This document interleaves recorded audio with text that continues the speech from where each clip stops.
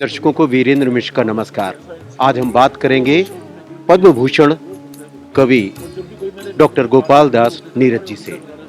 कारवां गुजर गया, गुबार देखते रहे।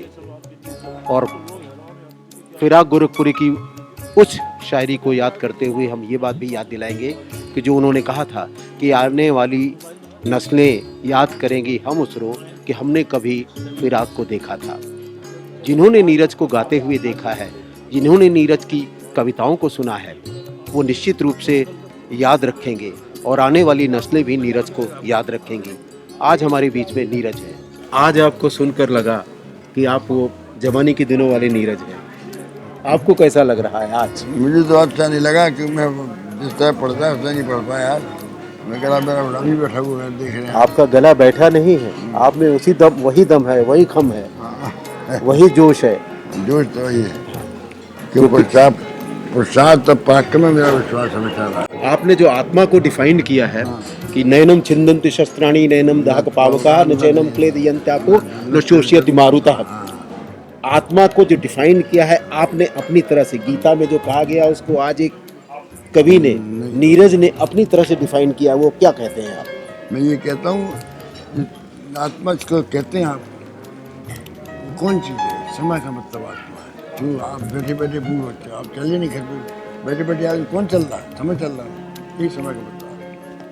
और समय समय मिल जाता है, मृत्यु के बाद भी समय समय में मिल गया, अखंड है, इसको ना कोई जला सकता है, ना मार सकता, काट सकता, जैसे गीता में कहा गया। आत्मा का मतलब समय है। तो क्या बचपन में कभी आपने सोचा था इस आत्मा के बारे में? नहीं, बचपन नहीं सोचा। ये बचपन तो कोड़ी चट खेलता था मैं बड़ा खराब स्थिति से उठ कर आया हूँ। आपको ऐसा नहीं लगता कि जब आप जिन दिनों राज कपूर जी ने आपसे कहा कि हमको 3 घंटे में अपने जो है मेरा नाम जोकर फिल्म को डिवाइड करना है, मन्ना डे साहब को वो गीत सौंपा गया कि जो लिखेंगे आप इस तरह से ऐसा गीत की रचना करिए जो 3 भाग में बढ़ जाए, और मन्ना डे साहब उसको गाएं उसी तरह से, और पहला घंटा, दूसरा घंटा और तीसरा, इन 3 को जो है जीवन के साथ जोड़ करके प्रस्तुत किया था। वो क्या संस्मरण है?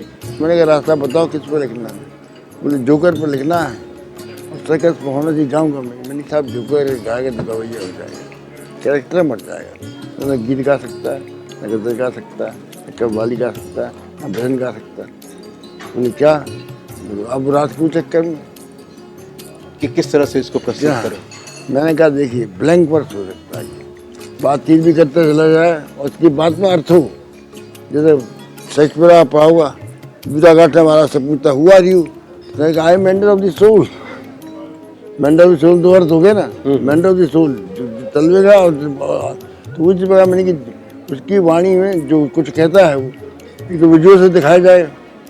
ऊपर से नीचे को, नीचे से ऊपर को आना जाना पड़ता है, up and down of life बता रहा हूँ। तो झूले झूला में जाता ना, है ना, ups and down of life. और सितार भी है वहाँ, कैसा करिश्मा, कैसा खिलवाड़ है। जानवर आदमी से ज़्यादा वफादार, खाता है कोड़ा भी, रहता है भूखा भी, फिर मालिक पर करता नहीं बात। और इंसान ही ये माल जिसका खाता है, प्यार जिससे पाता है कि उसके सीने भोगता है शियान जाती है अभी जा कहना मतलब मेरा पूरा कंसेप्ट है।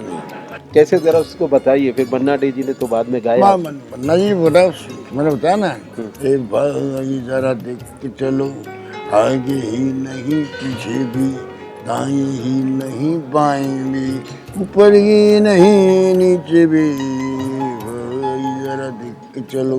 जीवन के सारे अर्थ फिलॉसफी हंसाते हुए जोकर के मुझे फिलॉसफी कही दर्शन की। रात को बहुत हो गया, बोले वो कहता था मैं नहीं नीरज। लोग समझते राजकोट ने बनाया, वो क्या नहीं, मैं नहीं नीरज। पूरा कंसेप्शन मेरा, पूरी ट्यून मेरी। अच्छा, फिर मन्ना डे ने इसको जब गाया तो गा दिया, बढ़िया होता है। क्योंकि इस समय गवाते तो उनसे थे वो मुकेश, लेकिन मुकेश तो विदेश में था, उन्होंने रिकॉर्डिंग करता, मन्ना ने कहा, मन्ना बहुत बढ़िया गाया। मन्ना दादा मेरा जो गीत गाया काल का पहिया, उसको नेशनल अवार्ड मिला उन्हें। वो तो मन्ना डे जी ने कहा भी था ये बात। आपके जीवन से जुड़े उन तमाम कदमों पर जिस तरह से चल करके आप आए और उम्र की इस दहलीज तक आप पहुँचे, वहाँ पहुँचकर आफरीदी जी ने जो फिल्म बनाई, उस फिल्म के जरिए सब कुछ कह देने की कोशिश की उन्होंने। कहते कहते थके कल युग वर्ष मास दिन, पर जीवन की राम कहानी अभी शेष है। जीवन की राम कहानी इतनी 8 घंटे थोड़ी सुन लेकिन अभी आपने थोड़ी देर पहले ही कविता के माध्यम से कह दिया, ठहरो, मुझे अभी ये कर लेने दो। तो जो है जीवन की राम कहानी को जो है अभी शेष है। अभी कहा जीवन की राम कहानी 8 घंटे में थोड़ी हो सकती पूरी भाई। हाँ, लेकिन हाँ जो कुछ उन्होंने किया, 2-4 इंटरव्यू लिए, बहुत से दीवान के इंटरव्यू नहीं ले पाए, दीवान से मेरे बहुत निकट संबंध थे, राज कपूर का इंटरव्यू नहीं ले पाए, लता से बात नहीं कर पाए, तो राम से और बहुत। लेकिन लता जी आपको बहुत याद करती हैं। कल मैंने बात की, आपका जिक्र किया मैंने, तो उनका सम्मान होने जा रहा है, तो बहुत खुश हुई हो। मैंने कहने का मतलब है कि भाई मेरे जीवन में कितने लोग आए चले गए, बहुत कवि थे। बच्चन जी ने मुझे गोद बिठा ली, क्या घटना थी ये मैंने जिक्र नहीं किया। क्या है, क्या आप बताएं? कि बांदा में एक कवि सम्मेलन था, मैं कानपुर में था, बच्चन जी इलाहाबाद जी अग्रवाल जी इलाहाबाद में। आप इलाहाबाद से तो हाँ भाई थे, तो बांदा ये बस कर दिनों की सबको लेकर कवियों का आ जाएगी। तो बस में जब पहुंचा तो जगह नहीं मिली, मैं कहाँ बैठ, तो बच्चन जी कहा मेरी गोद बैठ जाओ, तो मैं उनकी गोद बैठ गया। तो मैंने कहा बच्चन जी आपने गोद में दिया, आशीर्वाद मुझे दोगे, आपकी गोद का मैं सम्मान करूँ, आपके ज़माने लोकप्रिय होकर दिखाऊँ, तो मैं आशीर्वाद दिया, वो आशीर्वाद सफल दिया। आज जो है आपको उनका जो है ये चिर युवा वाला जो है जो पद जो है जो बच्चन जी को मिला, एक राजकुमार का कहा जाता है, गीतों का राजकुमार, तो गीतों का राजकुमार जो है आज नीरज मौजूद है। हाँ, बच्चन जी को रिप्रेजेंट करने वाला मैं ही हूँ।